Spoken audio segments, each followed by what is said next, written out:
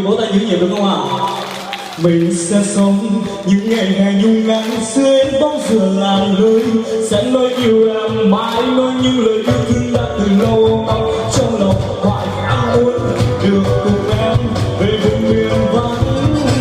Mình sẽ sống những ngày hè nắng dưới bóng dừa làng lơi, sẽ nói yêu em mãi, nói những lời yêu thương đã từ lâu trong lòng hoài. Cảm ơn quý vị rất nhiều. Sao à?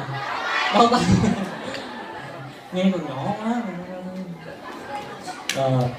Tiếp theo sẽ là một bài hát mà